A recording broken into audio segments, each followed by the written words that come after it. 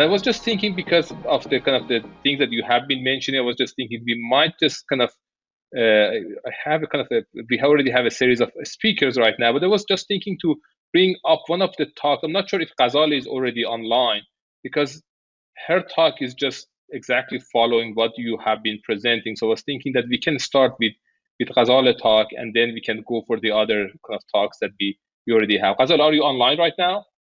Yes. Thank you so much for organizing this webinar, and thank you for your invitation. I really enjoyed all of previous presentations, and in the next few minutes I'll be talking about optimizing dose in brain stimulation studies. Next, please. I'd like to start with this figure from the first INTAM paper. You can see that in our previous systematic review, most of TS and TMS studies for addiction medicine placed the stimulating electrode or TMS coil over the dorsolateral prefrontal cortex.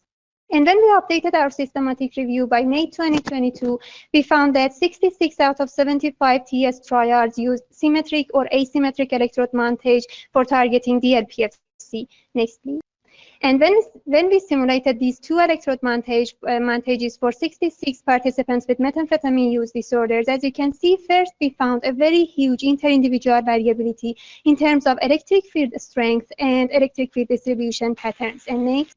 Group-level analysis of computational head models also showed that maximum electric field is not located under the stimulating electrode. And when we extracted electric field hotspots for both methamphetamine users and healthy controls, methamphetamine users in red and healthy controls in green, we found that hotspots were located in the superior frontal gyrus, and such that medial frontopolar area received the maximum electric field. And when we compared the electric field intensity inside the frontopolar area compared to a 10 millimeter sphere around the F4 location over the cortex as the center of a stimulating electrode, we found a significantly higher electric field in medial frontopolar area.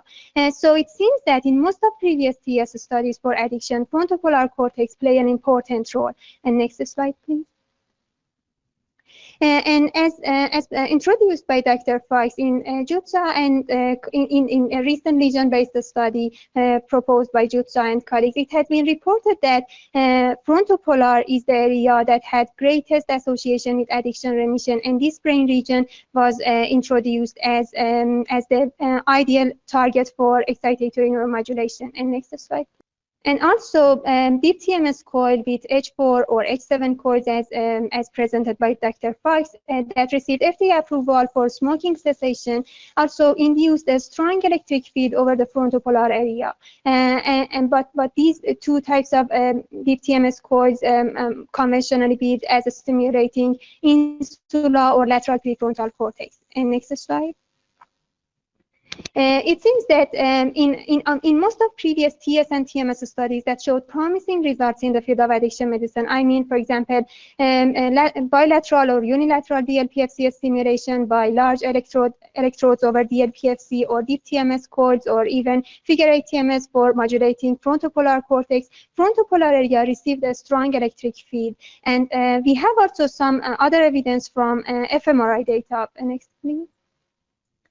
And during fMRI drug Q reactivity test, we found a significant activation inside the frontopolar cortex in drug versus neutral contrast. And when we calculated the task-based connectivity between frontopolar area and other parts of the brain, we found decreased PPI connectivity between frontopolar cortex and middle frontal gyrus, where DLPFC is located. And we also found increased PPI connectivity between frontopolar area and some subcortical regions that play important role in Q exposure, such as amygdala, nucleus accumbens, hippocamp, and cingulate cortex. And next slide, please. We also have some interesting results from dose-response relationship analysis for frontopolar area. And we found that frontopolar is the area that electric field intensity is related to the response to TDCS, such that higher electric field intensity in the frontopolar correlated with greater board signal change in drug versus neutral contrast in methamphetamine users. And in a larger cohort, next slide. In a larger cohort, we also found a significant correlation between normal component of the electric field inside the frontopolar area and board signal change in drug versus neutral contrast in this in this brain region. Based on these findings from lesion-based study, computational head modeling, or fMRI drug reactivity maps, or dose response relationship analysis, I just want to emphasize that despite the majority of studies targeting DLPFC in substance use disorders, it seems that frontopolar area could contribute to many of previous clinical outcomes in substance use disorders, and probably it can be considered as a target in future studies, but more research is needed to optimize the target, to optimize the stimulation dose, and ultimately to maximize the clinical benefits of these types of stimulation for various substance use disorders. And thank you so much for your attention. Thank you, Ghazaleh. So it just, yeah, it's in line with what what Mark was presenting. I'm not sure if Colin has a specific comment about that, because it seems that the medial prefrontal cortex is the area that Target has been targeting for quite a long time.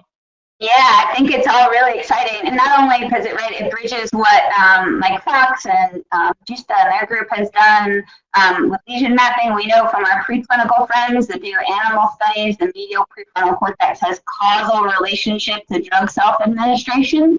So optogenetic stimulation of this area changes drug self-admin. Right, and then plenty of people on this call have done neuroimaging studies that show functional connectivity to this area as associated with relapse to various drugs. We've been targeting it. We've moved a little bit from the ventral aspect to the dorsal medial aspect. I know some other groups are too. It's fun times. Okay, now we have a series of other discussants discussing about the optimization and how we can optimize the kind of stimulation protocol that we have for drug addiction. And I mean, I'm sure that we will have other discussions in terms of how we can move forward for the next steps. The next speaker is going to be Dr. Victor Tang from CAMH from Canada. Victor, are you with us? Yeah, I'm right here. So hi everyone, it's great to be here and to see such a wide audience here. It's very exciting. I'm Victor Tang. I'm a new addiction psychiatrist and clinician scientist at the University of Toronto. And I'm just going to be taking a few minutes to talk about designing TMS clinical trials and how we can think about optimization at the patient level and patient level factors. Next, please. And just a quick second on my disclosures. So the first idea I want to discuss is that to get the data required for individualization that is eventually going to translate to clinical practice, we need to include in our trials the complexity that we see. Next. And the basic idea is that the patients that come into our clinics present with complexity and comorbidity. Like this figure from SAMHSA suggests really briefly, is that people that walk in with a substance use disorder will likely also have another mental illness or a different substance use disorder. So that behooves us to think about, conducting trials that look within and between diagnoses as well, such as this great trial on deep TMS in unipolar depression, bipolar depression, and unipolar depression with alcohol use disorder. Next. And so this is something that we're trying to do in a pilot RCT we're wrapping up for deep TMS plus varenicline in smoking cessation, which is that we took basically everybody that wanted to quit smoking and was interested in brain stimulation. And as you can see from our table 1, we basically had a plethora of different mental illnesses on the SCID, as well as baseline drug screen had a lot of comorbid substance use as well. And so the idea is, can inclusivity help with our trials and future individualization? Next. And another way to cut across this heterogeneity is to think about primary outcomes that more focused on neurobiologically based endophenotypes. And this is a great review paper I love from a few years ago from my colleagues in Toronto, and also includes Dr. Hanlon, which basically looked between addiction and major depressive disorder literature. So it was meta-analyses of functional imaging and reward, meta-analyses of functional imaging in value appraisal, and then to drug cues for addicted patients and negative stimuli in major depressive disorder. And the idea is that there was this large overlap with the ventral medial network, which suggested that the commonality here is some sort of incentive salience disorder that could possibly be targeted with our trials instead. Next. And so everybody's familiar with this kind of 3-stage model of addiction well publicized by INIDA, that includes incentive salience, but as well, next, the prefrontal cortex, which is often a target of stimulation, which actually underlies executive function. Next. So then the question is whether we can target, common symptom clusters between comorbid conditions. And this is something we're trying to do in Toronto in a recently launched large cohort study across all addictions looking at executive function, called the Cognitive Dysfunction and Addiction Study. And we embedded this pilot RCT looking at executive dysfunction specifically as a target in comorbid major depressive disorder and alcohol use disorder. And we're also doing a similar idea with another pilot trial where we're targeting suicidality as a symptom cluster in comorbid MDD and opioid use disorder. Next. And so the last thing I want to touch upon is whether we can optimize TMS by increasing accessibility. Next. And so what we know is that addictions treatment is really the most effective when it's highly accessible, low barrier, and very flexible. And a lot of my colleagues here in Toronto, including Dan Bloomberger, have really paved the way into thinking about how can we design trials that basically make things more efficient and save time and make things more practical. Next. And so sometimes we're thinking that, one way to do this is to look at electrical field modeling for existing approved coils, like this BrainsWay FDA coil that was recently approved for smoking, and think about what are the barriers, which is usually things like cost and travel and intensity of staffing needs. And next, whether we can, look at similar electric field models in other coils, such as, these circular coils, which are cheaper, more accessible, require less technician burden, and see if there are overlapping electric field models that kind of stimulate the same area. Next. And can be adjusted to target our regions of interest too, like the insula, just by different targeting. And so they've done a lot of work on this in depression, and we're interested in trying to move this forward with addiction because, again, we want to make things more accessible. Next. So that was just a couple points that I thought that would be interesting to address. Once again, I'm Victor Tang of Toronto, and this is just a quick list of all my great mentors and collaborators here in Toronto. Thanks so much. Thank you very much. Thank you very much, Victor. It was a really nice presentation. It's great to have a nice group of people in Canada doing kind of brain stimulation in CAMH and other things. I just realized that we have Tony George here online. So there are lots of kind of exciting things happening in Canada as well. The next speaker would be Dr. Tonisha Kearney-Ramos from Colombia. And Tonisha is one of the rising stars in the field. Tonisha. Oh, thank you, Ahmed. Thank you. So I wanted to talk to you guys a little bit about the parameter space in individualized TMS trials. Next. I feel like what I'm going to talk to you about is kind of a summary, but also kind of a summary of what you've heard, but also kind of impressing upon you the need to really think about the types of parameters that we should be considering in our studies or even in our clinical populations. And so, obviously there's a very wide parameter space, and what I've included here is by no means an exhaustive list of things that you should be thinking about.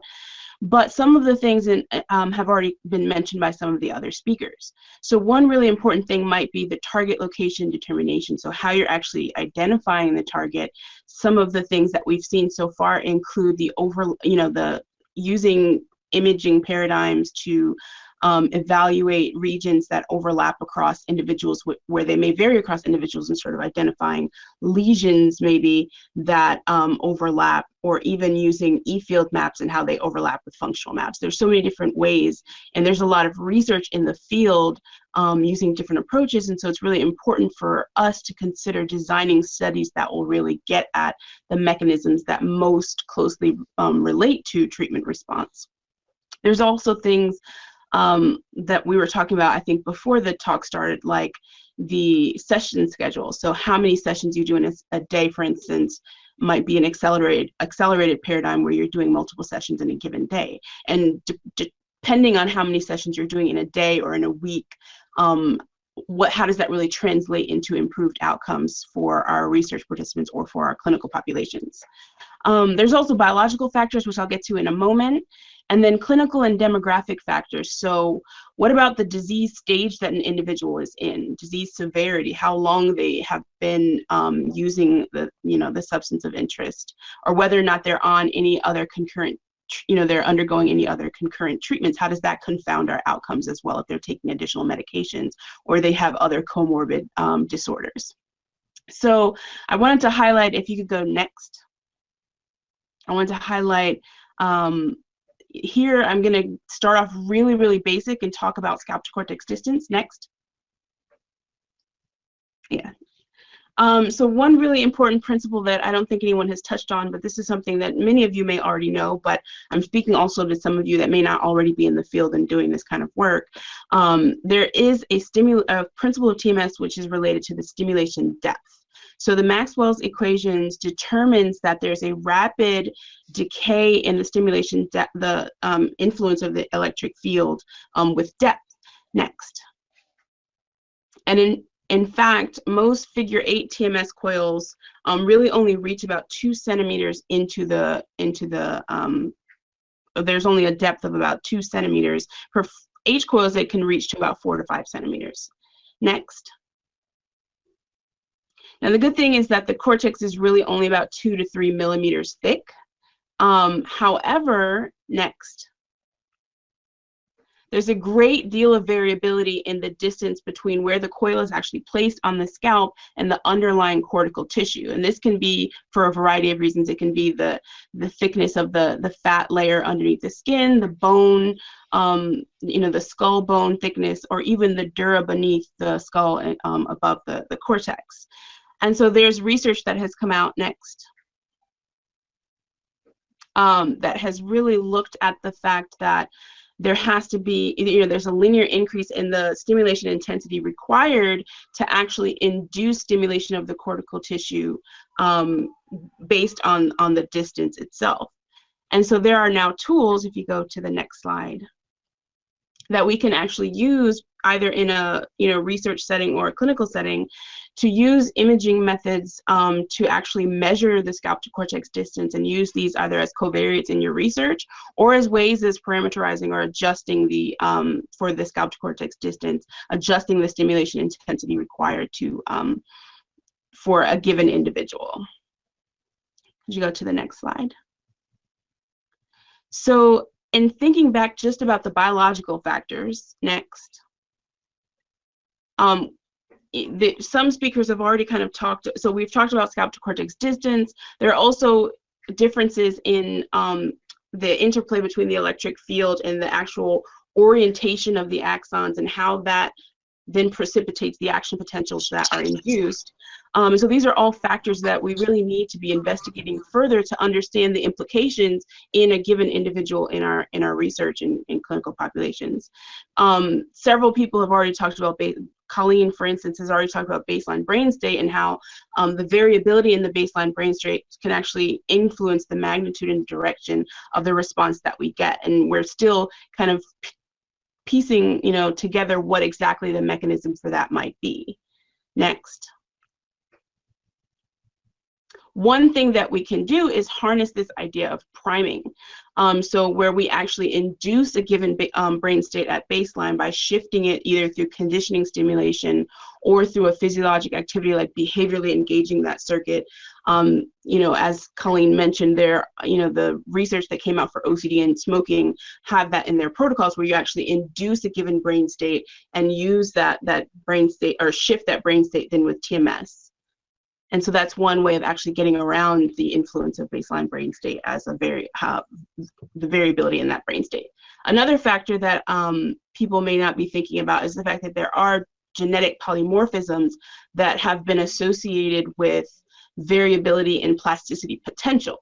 And so this is another thing that we might need to be thinking about is how does, a given individual's SNP or whatever SNP they have for BDNF, for instance, how does that influence the potential for them to act, for us to manipulate the brain into a given state, and whether or not we should be looking at that at baseline as well. So this is just a really brief summary of some of the things that maybe we should be considering and including those in our research as well. Thank you. Thank you very much, Tonisha. It was a really, really nice presentation. Thank you. Thank you very much. Our next speaker is Dr. Vaughn Steele from Yale, and Vaughn is one of the leaders of thinking how we can individualize the TMS trials for people with substance use disorder. Vaughn, please. Oh, yes. Yeah, thanks for inviting me, Hamid. This has been great. Hopefully you can hear me all right. Perfectly well. Yeah, great. Yeah, so I'm Vaughn. I'm here to talk to you about this part of the parameter space. As everybody's talking about, parameter space is huge. So talk about how we individualize circuit-based interventions. So go ahead, next. Just my disclosures, I'm a consultant. I have some funding that's currently covering most of my research. Next. So one of the ways to better understand circuit-based intervention is go to maybe a more mature field. And it's been a decade now since Mike published his influential biological psychiatry paper showing different targets in DLPFC have downstream effects on subgenual ACC, which is putative location of modulation that's related to positive outcomes in depression. More recently, Robin Cash has shown that these little balls in the left DLPFC, as you get, that's where people are being stimulated versus where their target site, optimum target site would be in relation with resting state connectivity, how that's related to outcomes here in the MADRS. You can see a reduction in MADRS is increased as you get, well, it's a better decrease as you get closer to your optimum site. So these are sort of clues as to how we might use functional connectivity, at least resting state, or circuit-based interventions with targetable cortical targets for stimulation. So next, please. This slide is sort of a review of people who are here, right? So Mike did a great job talking about how we use lesion studies to identify differing targets that are cortical seeds for, figure-of-8 RTMS coils for remission of addiction. Much of Tonisha and Colleen's work showing how it gets very complex once you start looking into the brain. White matter tracks are very important underneath the coil. So is gray matter density underneath the coil have influential effects on downstream bold signal, which could likely lead to downstream behavioral effects that we want to induce with TMS as intervention. Also, baseline state is important. Here's a measure of Tonisha's recent work showing striatal Q reactivity.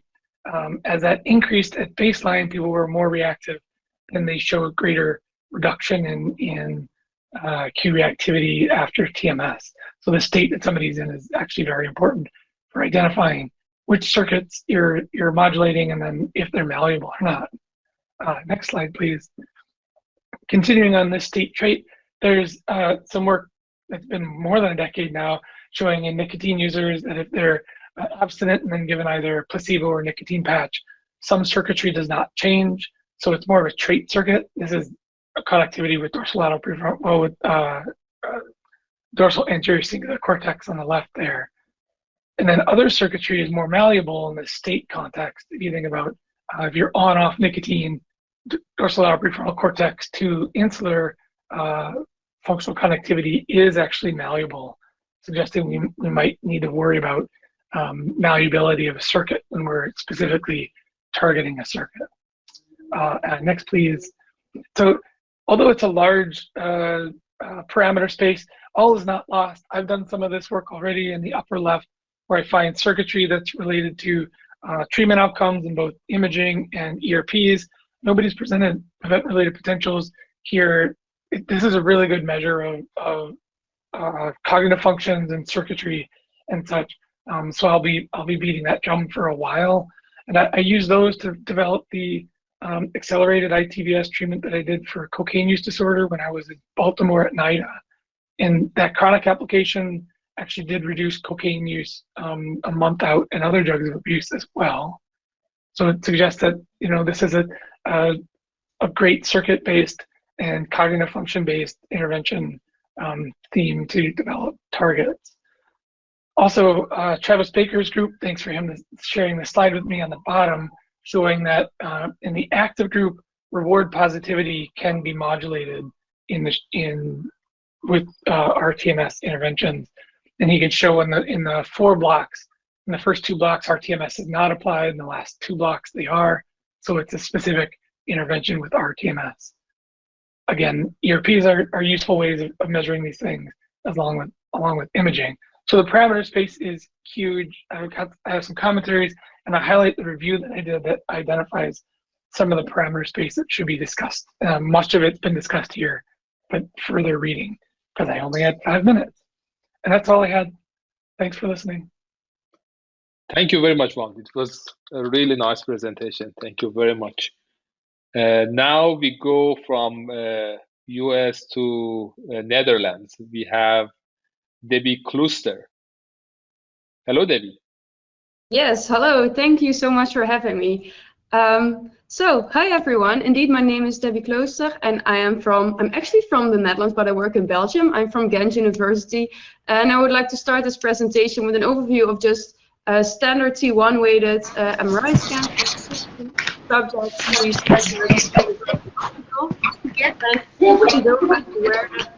the images are rather small, but they do not align 100%. I'm sure that we all know that these things are not similar. So I want to start with a question, and that's like, why do we use generalized brain stimulation protocol? Like, why do we use one-fits-all brain stimulation protocols to treat all kinds of, well, different brains?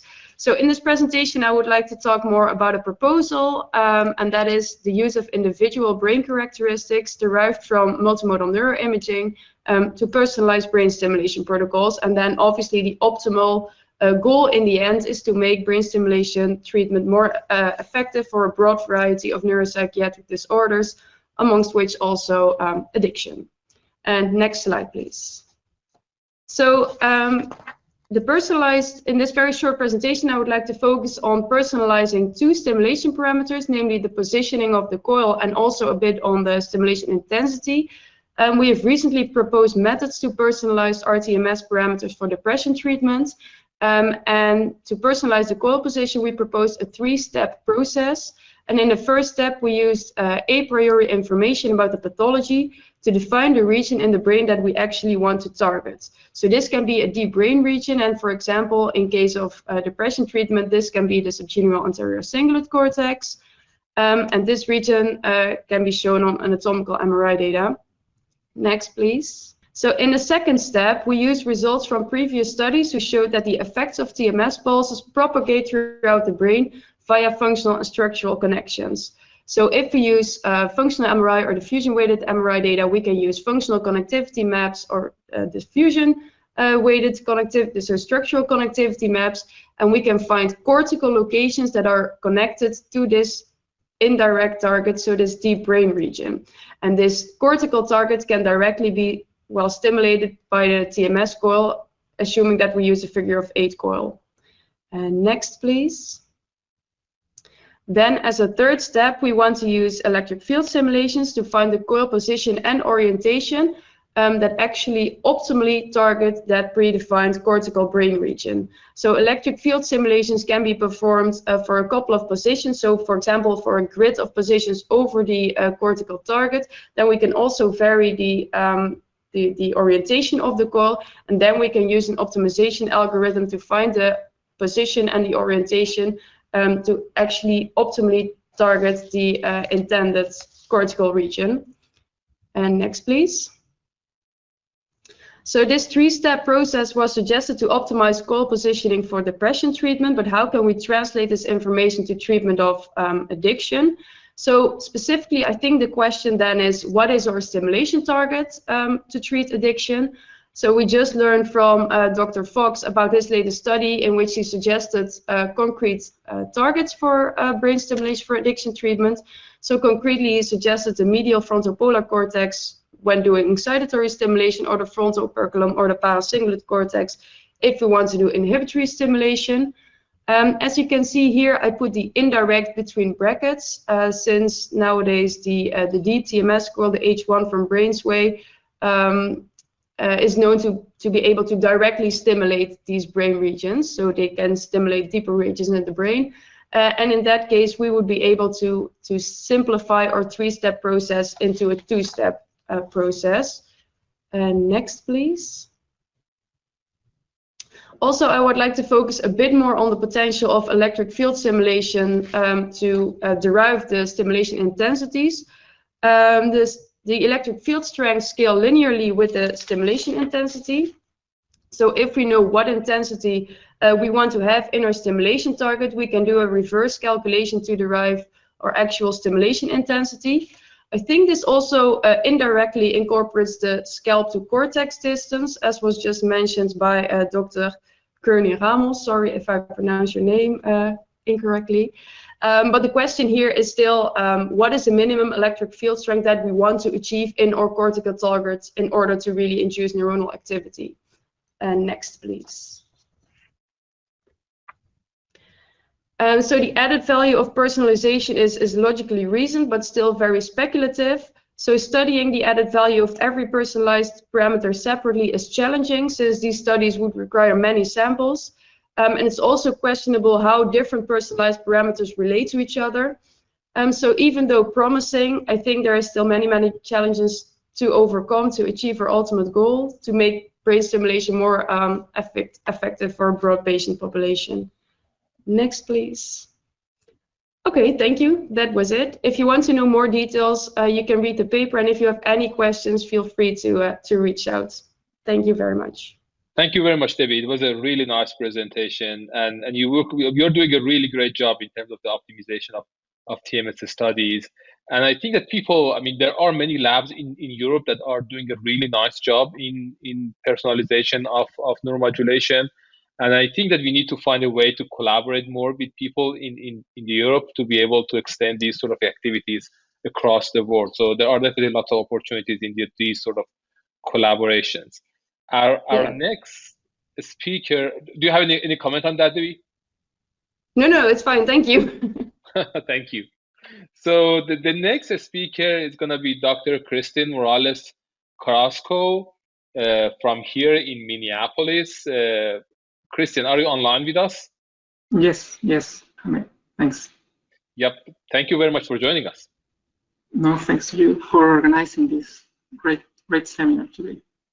Well, so I'm going to talk here a little bit of how we have been working around doing some computational modeling for E-field, of the E-field or TMS interventions, and also how we target the position to intervene using functional brain networks. So next, please. Thanks. So, well, this is intended for TMS interventions, and basically what I mean when I speak about computational modeling is how we do the actual modeling of the electric field prior to the intervention, and also to identify the target region that we want to intervene. And we work basically here with a simulation software called SimNIPS that allows us to create a realistic model, a 3D model of each individual brain to run the electric field simulation. So that starts with an acquisition of a structural set of images, T1 and T2, and optionally a DTI or a diffusion image, to create a finite element model in which we can run the simulations. And on top of that, run several simulations to actually identify which position of the coil could reach the highest electric field intensity in the region to target. But the question is how to target the region, and that has been discussed a lot previously.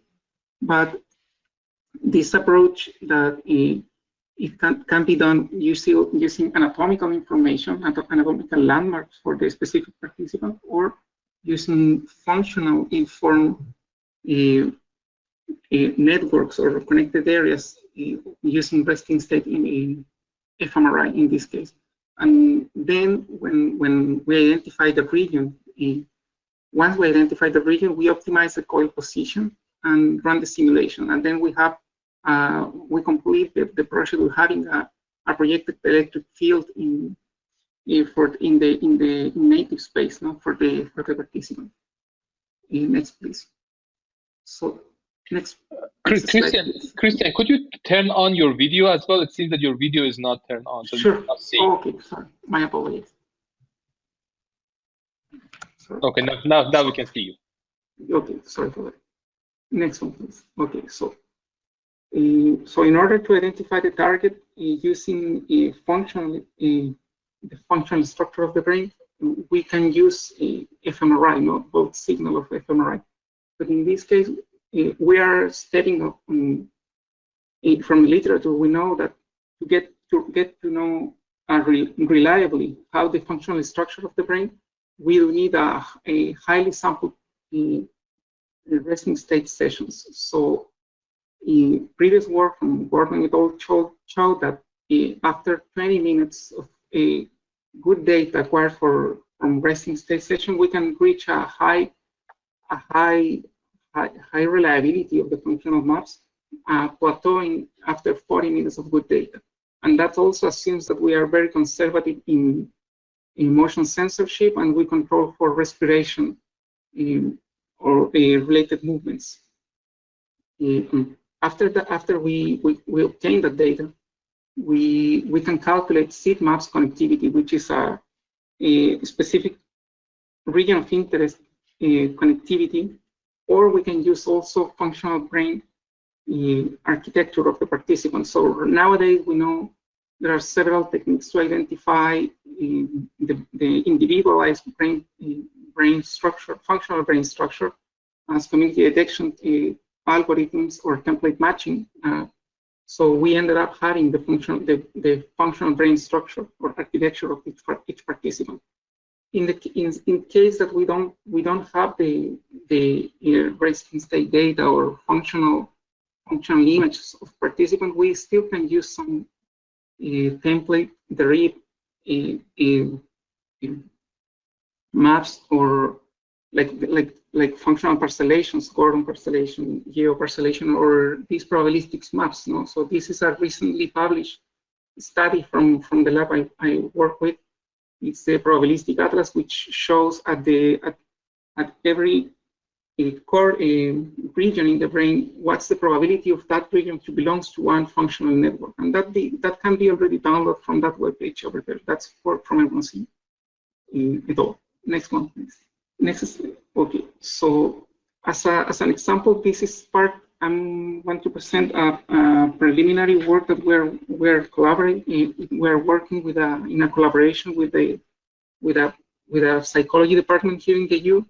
This is a project led by Brian Webler, which is trying to target hippocampus, which is a subparietal structure. So we don't have direct access to it. So the aim of the study is to target a cortical region that's connected to the hippocampus. So this is a project that aims to stimulate the hippocampus, and it will test if this intervention will strengthen the pattern separation or decrease fear generalization. So we place an ROI in the hippocampus, left hippocampus in this case, that was informed by Wang et al. Then we calculate the seed map for whole brain seed map, and then we find the regions that are connected to this seed within the PPC area, which is the cortical area that has been shown that it has functional connectivity with hippocampus. But on top of that, we calculated the brain network for these participants. So on top of that, the area has to be located in PPC. We restrict the search for an area that has a highly likelihood or belongs to the default mode network for that specific participant. And the region has to be, this is an extra constraint, no? The region has to be located in the top of a gyre. That's mostly due to what was discussed before, no? So the decay of electric field through the cortex. The next one, please. Well, once we identify that cortical region for each participant, we run, we already have the seed map, the connectivity map, and we already have the simulation for that position. So for targeting the position. So the position was already calculated, identified. The coil position was already optimized using the same toolbox of CNIPS, and we can observe what's the intensity of electric field on top of the region that we want to target. And next one, please. And so what we have so far, so this is an ongoing project. So for this specific study, we identify or we reach a procedure to identify the target region to stimulate based on functional connectivity. And then we have observed so far that the variability between participants on the target position, it's not negligible. So we do see a high variability in space of the target region. But using as an approach, and that's a result that was already seen in previous studies that use a similar approach to target TMS interventions in, for instance, the LPFC, where the between participant variability it's not negative, no? Okay. Next one, please. So these are some of the reference of the work, and next one, please. So I wanna thank the lab I belong to, the center I belong to, and the organizers of this amazing seminar. Thank you very much. Thank you very much, Cristian. Thank you very much for presenting your exciting works with individualized TMS targeting. The next speaker is gonna be Dr. Lizian Bienel from NIMH, and the exciting part is people in different areas, not only in the field of addiction, they are working to see how we can have individualized TMS studies, and we can definitely learn from them and what they are doing to inform what we are going to do in the field of drug addiction. Lizian, are you with us right now? Yes, I am. Okay, thank you very much for joining us. Thank you for inviting, and thank you for the introduction as well. And can you hear me okay? Perfectly well. Awesome. All right, so let's take a little step aside and talk about, cognitive study and the effect of TMS on working memory in that case. So in the earlier talk, we mentioned several ways to improve TMS efficacy. We talked about the brain state. We talked about when to stimulate with ERP, for example. What I'm going to talk about is the spatial targeting. So as you all know, there is different way we can target the brain with the new approaches. So we have anatomical MRI, functional MRI, and functional connectivity, and even now structural connectivity with some approaches such as network controllability that I will not be talking about today. Next slide, please. And next. All right. So I guess you all know this paper from Sack et al. In 2009. Basically, what they did is apply active or sham TMS with different targeting approaches. One of them was the P4, so EEG 1020 placements. Then we had some Tadera coordinates, MRI, and then fMRI coordinates. And what they found in this paper is that only with fMRI, they were able to find a difference between active and sham stimulation. And what's more interesting on the graph on the right side is that when you compare the effect size, basically with P4 placement, you would need about 45 subjects to reach a significant effect, defined by the p-value equal 0.05. But with fMRI, you reduce this number to only 5 subjects. So that's the first proof of evidence that fMRI is better than other targeting approaches. However, it was based only on 5 subjects per group, and it was a between group comparison, so not the best comparison. Next, please. So we conducted a meta-analysis of more than 100 studies using online TMS during cognitive processes, and we extracted the targeting method for all of them. And so what we found there with this huge data set is that once again, fMRI is the significant predictor of TMS efficacy over other targeting such as hotspots or even anatomical MRI. Next slide, please. Okay, so individualizing using fMRI seems to be a good thing, but to what extent? And so what I want to show you now is the example from our working memory task that we conducted at Duke. And next, please. So we had participants doing some working memory task in the scanner, and we were defining the DLPFC as our area of stimulation because why not, right? Everybody is doing DLPFC anyway. And so what you can see on the second brain in the middle here, which is kind of tiny, but I hope you can perceive at least, each point represents the coil location for each specific subject. And you can see that it's spread out pretty much everywhere. So individualizing is good, but is it a good thing to be so variable, right? Are we targeting the same process in each subject? What we found, comparing active and sham TMS in this working memory, was that only in the hard condition, active TMS was able to enhance performances, but the Cohen's D was pretty moderate effect size, even small.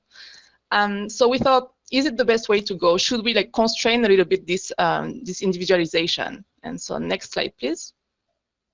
This is what we did in our second experiment. So first change, we decided to switch from DLPFC to parietal activation because we found this huge spot, as you can see here. So we thought it must be more efficient in modulating working memory. And then, as I said before, we use a mask to constrain our target. Next, please. And so as you can see here, all the subjects were targeting more or less at the same location. So we reduced the variability, lead to this individualization. And we're hoping that by doing so, our effect size will increase. Next, please. However, that was not the case. So the D was pretty much the same. And we found, this is not relevant for this talk, but instead of improvement, we found disruption of performances. Next, please. All right, so fMRI is good, and the problem is when we use fMRI this way, we always think, okay, I want to stimulate this area, so I'll stimulate this specific node. We always think one-to-one, but the brain doesn't work in a one-to-one. It's a brain, it's network regions, they all communicate together. And what does it do really to apply TMS on one node? It doesn't just go to one single spot, it spreads out everywhere. And so what I'm showing you here is a review that we conducted using resting state functional connectivity. And so what I'm showing you is the different networks, so dorsal attention, ventral attention, frontal limbic, which I guess is more relevant in that case. And I'll be showing you on the top periodic stimulation, so everything classical from 1 Hertz, which will be on the left for conventionally inhibitory, and then 5, 10, 20 Hertz on the right for conventionally excitatory. On the bottom will be the pattern stimulation, so TBS, QPS, all these kind of fancier approaches. Next, please. And so what we saw here, each arrow represents where you send the stimulation, so on which network, and then where it goes is where the effect propagates. And so basically, you can see if we focus, let's say, okay, on the frontal limbic network, so on the, it's hard without the mouse, sorry. On the bottom left, the FL little circle there, you can see that when you stimulate the frontal limbic, you also affect a lot of other networks. And basically, what you can see as well, blue is an increase in connectivity, red is a decrease in connectivity. So when you use conventionally excitatory, we kind of have the effect we expect with an increase in connectivity to all other brain networks, but sometimes it also decreases. So we might need to be careful to what stimulation frequency is doing. And more interestingly and more surprising, I guess, is for everything with ITBS, so pattern and excitatory, you can see that the main effect of ITBS on connectivity is a decrease instead of the expected increase effect. Next, please. So what this is saying is the frequency might not be, oops, just lost my screen, sorry. Frequency might not be the only thing leading to the TMS effect, and we might need to consider other approaches, maybe the connectivity profile of the node. Is it negatively connected to another area? Is it positively connected? Maybe that matters as well. And this is something we need to keep exploring. And also, maybe everything is not about resting state, right? I'm always surprised when I hear this trend with resting state connectivity and then, you know, state dependency. I'm like, why would you use resting state in the scanner? Then in that case, use your task and stimulate with this, you know, approach. But let's discuss that after. And next slide, please. And I would like to thank you all for your attention. Thank you to my former Duke team, Dr. Applebaum being here right now. Thank you to NIH, Dr. Holly Lisenby, Dr. Luber, and everyone there. And thank you for your attention again. Thank you very much, Lisan. It was a really thought-provoking presentation, and I think that there are lots of things that we still need to learn, and there are lots of really major challenges that we need to deal with in the next coming years. And yeah, it is always great to also report the negative results of the trials and what we are doing to just inform others how to move to the next level. Okay, so the next presentation will be Dr. Jonathan Young from Duke. Jonathan, are you with us? Yes, I'm here. Great, thank you so much. Good morning, everyone. My name is Jonathan Young. I'm a staff psychiatrist at the Durham VA, and I'm on faculty at Duke. I mostly study the development of therapeutic TMS for smoking cessation in combination with psychotherapy and pharmacotherapy, particularly in veterans and PTSD, but more recently I've become interested in bioethics of TMS research. Next, please. First, I'd like to thank so much Dr. Akhtarii for the invitation and the other event organizers. I'm so honored and excited to be here, especially with such an internationally recognized group of scientists as my co-panelists. And huge shout out to my mentors, colleagues, and funding sources. Next, please. No relevant disclosures. My views are not those of my employers. So the outline today, I'm going to describe some core bioethical principles I believe are relevant to personalized TMS trials. Also, we'll briefly review some of the current literature, drawn mostly from the latest publication of the expert TMS safety guidelines. And lastly, I'll mention some limitations and future directions of this line of work. Next. So the core bioethical principles that apply to personalized TMS trials are relevant to all medical research, which includes respect for autonomy, beneficence, non-maleficence, and justice. While a comprehensive review of these is outside the scope of today's talk, I'll briefly describe them here and try to tie them into personalized TMS research. Next. So respect for autonomy is a bioethical principle that obligates us to respect self-determination of adults with decision-making capacity. And for personalized TMS trials, participants must have decision-making capacity to undergo informed consent, which includes an ability to understand the potential risks, benefits, and communicate a choice intentionally in the absence of controlling influences. Rule the truth, respecting the privacy of others, protecting confidential information, and obtaining consent for interventions. The principle of beneficence refers to the moral obligation to act for the benefit of others, which includes providing benefits as well as balancing benefits and risk harms. This principle forms the foundation for several rules to protect the rights of others, to prevent harm from occurring to others, to remove conditions that will cause harm, help individuals with disabilities, and rescue those in danger. For personalized TMS trials, this includes the development and funding of research that either directly or indirectly benefits patients. The principle of non-maleficence describes the obligation to not inflict harm on others. For physicians, this is related to the opening tenet of the Hippocratic Oath, first do no harm. This bioethical principle suggests that researchers should not cause pain or suffering for research participants. In personalized TMS trials, there needs to be careful consideration of the unique risks and benefits of the proposed research in the target patient populations and the ways in which we can minimize these risks. Potential benefits of study procedures should outweigh potential risks, and enrollment procedures must reflect this. Generally, there are no long-term negative side effects we know of to TMS, but we are certainly aware of short-term risks such as induced seizures. Consequently, we must think carefully of the study's inclusion and exclusion criteria, particularly those that may increase seizure risk. And lastly, the principle of justice requires that we equitably distribute benefits, risks, costs, and resources. Applying the bioethical principle of justice to personalized TMS trials can be done at multiple levels. At the planning and development stage, we should be seeking to conduct therapeutic development using TMS for clinical populations with greater needs, such as those with less FDA-approved treatment options. This principle also requires us to equitably distribute access and enrollment. Potential participants must be evaluated consistently and systematically without bias within the limits set forth of the IRB. Additionally, findings, both positive and negative, must be published and reported so that patients may ultimately benefit. Next slide, please.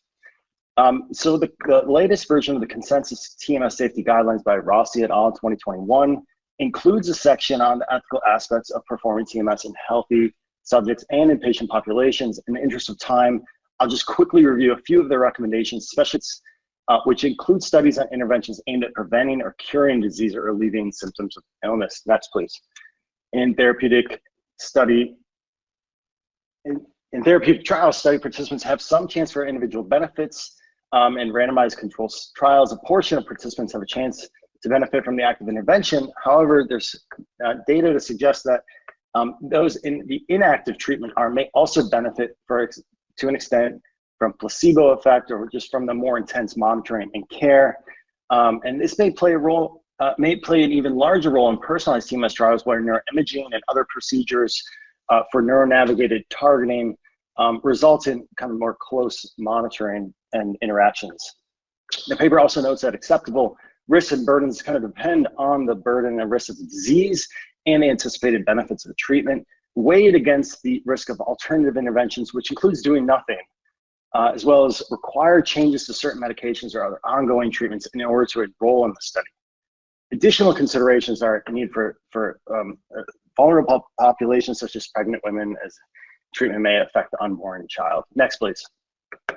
Consistent with protections for human subjects in all clinical research trials, TMS trials should be conducted under a research protocol approved by IRB, and the protocol should specify the level of risk, the risk-benefit ratio, and the roles of every member on the team, and also specify the degree of medical supervision required, and also informed consent always obtained by an authorized individual. Next, please. So every interventional TMS trial should be registered in a publicly available database prior to enrolling the first participant. Guidelines also encourage reporting, like I said before, reporting about the positive and negative outcomes. It's also recommended to use standardized reporting modalities, forms, and classifications to allow for more accurate reporting and summarization of the safety data. And if you see the paper, there's a table that includes these classifications. And lastly, it's important to follow up on all severe adverse events with possible causality, such as seizures, but other severe adverse events such as cognitive changes, syncope, and suicidality should also be reported, even when the relationship to TMS is not clear. And then, of course, consider reporting not only to the IRB or Data Safety Monitoring Board, the manufacturer, but also the FDA. So in summary, I'll ask, when should bioethical, next please, when should bioethical principles be considered? So essentially throughout the process, you should consider these principles from developing a novel clinical intervention using TMS, protocol development, applications for funding, regulatory oversight, recruitment procedures, study implementation, and finally post-study. Next, please. A few limitations to note from the paper include that there was including a paucity on long-term outcomes. This, in addition, especially with new clinical populations and novel TMS-based interventions, there remain many unexpected and unknown risks. And these guidelines are based on expert opinion and available data, which for bioethical issues is largely secondary or retrospective in nature. Next, please. So future directions of blindness research will need to be more directed effort and funding to better understand these issues for many of the types of TMS. And indeed, some of my colleagues are planning to perform prospective studies evaluating both the experiences and perspectives of both patients receiving therapeutic TMS and their families. And we'll be considering some vulnerable populations such as pregnant women. Next, and thank you so much for your time and your attention. Thanks again for having me.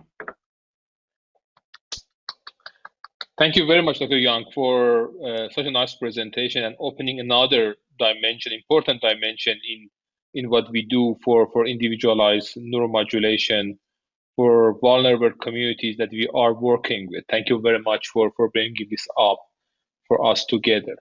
And now we are done with the sort of discussion presentations.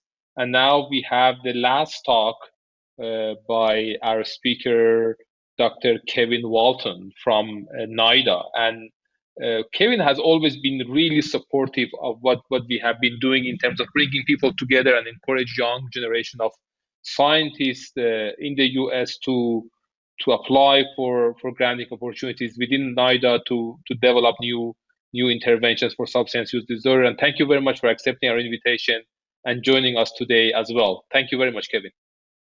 Thank you, Hamid. I really appreciate the invitation, and this has been a wonderful meeting. I've certainly learned a lot, and I really enjoyed it. So I'm really glad here to share something about NIDA's support for neuromodulation, and the primary goal of mine is to make sure everybody understands that NIDA is very interested in these technologies. We really do see it as a very important aspect of developing treatments for substance use disorders, and so I just hope everybody understands that, and that I'm going to repeat this a few times for people who are interested in doing this research to reach out to program officials at NIDA. We're really happy to talk with you about your research. We'll review specific aims. We really want to see this kind of work progress and be successful. So now I'll just go a little bit into the weeds about the specifics. So we fund a lot of neuromodulation research. Many of the ones, I think probably all the ones that were mentioned here, right? TMS, TES, deep brain stimulation, vagal nerve stimulation, focused ultrasound. We've funded grants on all these topics. We support research of preclinical and clinical, mechanistic studies, and therapeutic development. And then for therapeutic areas, everything that NIDA does, the tobacco, cannabis, stimulants, opioids, we funded research for neuromodulation on all these topics. So it's a really broad portfolio. So now I just want to familiarize everybody with how NIDA is set up and then who funds what kind of research. So we have 4 different divisions, or rather 5 divisions or centers that fund research. So we have the Division of Neuroscience and Behavior, which focuses on sort of mechanistic and discovery studies. The Division of Therapeutics and Medical Consequences, which is where I work. So that is development of interventions as a therapeutic. So we do efficacy studies. The Office of Translational Initiatives and Program Innovations, they fund the small business grants. And so they're looking at commercial aspects of neuromodulation. The Division of Epidemiology Services and Prevention, it's sort of self-explanatory of what they do. So they will fund much less. So like phase 4 studies for something that's already approved and figuring out how to get it out to a wider population. That kind of research would fall into that division. And then the Center for Clinical Trials Network, they do neuromodulation research.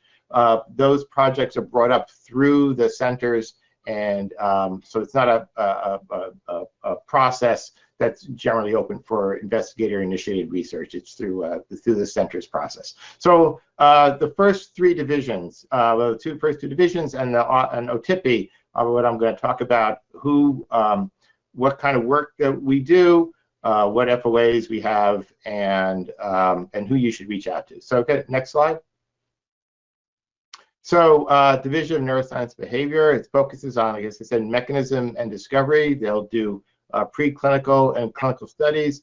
And then there's a couple of funding opportunities I want to bring up. So these are not specifically focused on neuromodulation and devices, but that type of research can be funded through here. And then I also want to take a step back. So I'll be naming a number of FOAs, but certainly we fund research through the standard investigator-initiated R01, R21 mechanisms. So I'm not eliminating those. I'm just talking about ones now that might be of particular interest to this field. Exploratory clinical neuroscience research on substance use disorders. So talking about identifying and demonstrating engagement of a potential target prior to an efficacy trial. So this is an interesting mechanism. It's an R61, R33. So it's in 2 phases. The first one is 2 years. The second one is up to 3 years. And the idea is to de-risk this for NIDA and for the investigator. So the R61 would focus on more short-term goals and milestones that would then allow us to support a larger study that would ask more broader or perhaps more expensive questions. But it's a really useful mechanism that we find helps us fund perhaps riskier research. And then the Brain Initiative, Biology and Biophysics, and Neural Stimulation and Recording Technologies. So it's understand the function of current technologies for stimulating the nervous system. This, as you can see, it's not through NIDA, but it's the Brain Initiative. But we have signed on, so NIDA will fund applications through this FOA. So the contacts in DNV are Dr. Olivier Berton and Dr. John Fedota.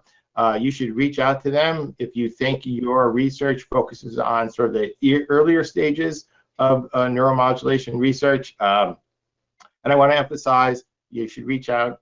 You can reach out to them if the research is not appropriate for their division, or they think it's somebody else in the division is more appropriate for what kind of research you're talking about.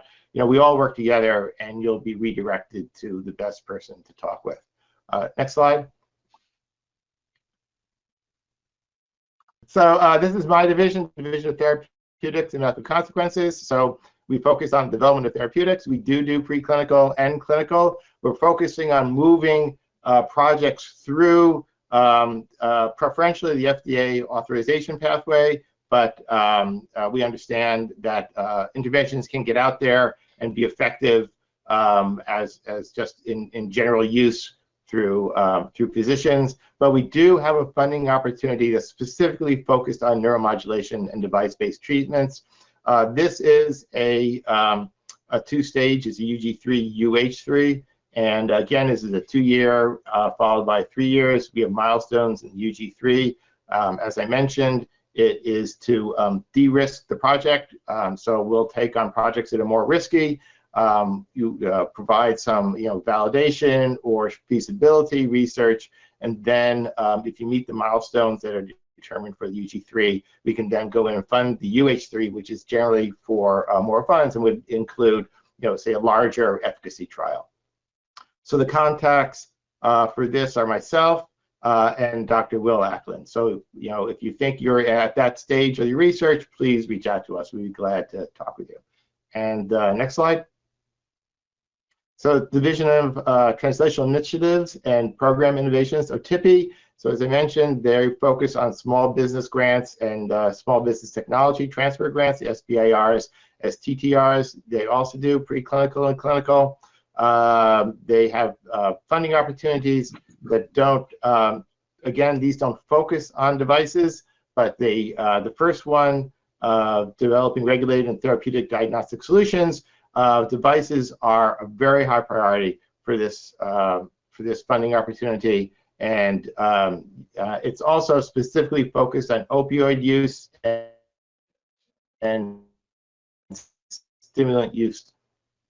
And then there's the Blueprint MedTech Small Business Translator, targets translational neurological device development. And but again, their funding of devices is not limited to these FOAs. And if you think that you're thinking about a more commercial end of the developing interventions, they are the people to reach out to, and you should contact Dr. Stacy Gutowski and Dr. Leonardo Angeloni. Next slide, I believe is the last one. Yeah, so just a few final thoughts. So we define neuromodulation broadly, includes central and peripheral interventions. We're very, very interested in neuromodulation research at any stage of development.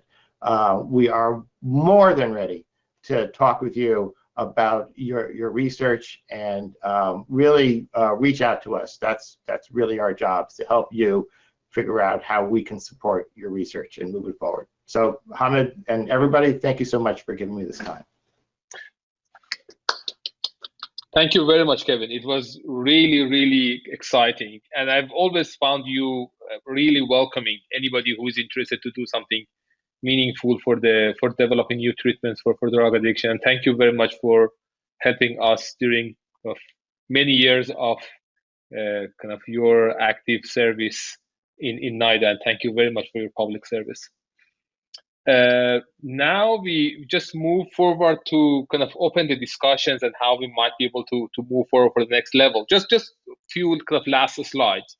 We are running a live systematic review right now, basically doing a surveillance on all the publications that people are doing for neuromodulation for drug addiction. We already have 67 TS trials published in the field of drug addiction and 104 TMS trials in the field of drug addiction. So it seems that people, there are many ongoing efforts in terms of bringing neuromodulation technologies to addiction treatment, and people are using different outcome measures. As you can imagine, drug craving is the most frequent type of outcome measure that people are using in TS-TMS trials, but things like drug consumption, other things are also considered as major outcome measures that people are using. But people are targeting different parts of the brain, so there are different discussions about what could be the best target area for drug addiction. And also, one of the exciting things is people from different countries that are right now contributing to the field. So of course, US is the leading country in the field, but people from China, from Brazil, from Italy. So you can see that people from around the world are contributing to published trials in TS, TMS for drug addiction. And that was basically one of the main motivations for us to bring people together to develop what we call international network of TMS trials for addiction medicine. And with Colin Hanlon, we have been kind of able to bring people together and see how we might be able to help people, not only in the US, but also across the world in other countries, to see how we can have high quality research in the field that could be accumulated to end up to a real meaningful interventions for people who are suffering from drug addiction. We published a sort of a roadmap paper in 2019 discussing about what people need to do and what are the things that should be done in the next steps. And just a few years after the initial publication, now we realize there are many new emerging topics that we need to cover. So right now we have started to discuss to publish basically the second roadmap paper discussing the emerging topics that we have during the last 2-3 years of the really rapidly progressing and developing field. So it is really exciting to see that we need to go for the next roadmap paper for this. And we are right now working on that in terms of kind of the developing the outline, and we are discussing about that. And if you are interested to contribute on that, on the next roadmap paper, you are definitely welcome to join us to that discussion. Now, I mean, the floor is open for further discussions and questions and how we might be able to collaborate and how we might be able to do things together in the future. As you realize, in this talk kind of setting that we had today, we had presenters from 10 different labs across, mainly in the US and also in Europe, that are actually doing neuromodulation interventions, mainly with drug addiction. So you can see that there are many labs that are interested. So if your lab is also interested, please join us in this network. And also you realize that most of our speakers today are young investigators. So they are gonna be the next leading investigators in the field. And that is something that makes me really excited about the field, because seeing lots of really young faces that are emerging as shining stars in the field, and they are motivated, they know what they're going to do, and that is one of the really exciting opportunities that we have in the field of neuromodulation for drug addiction.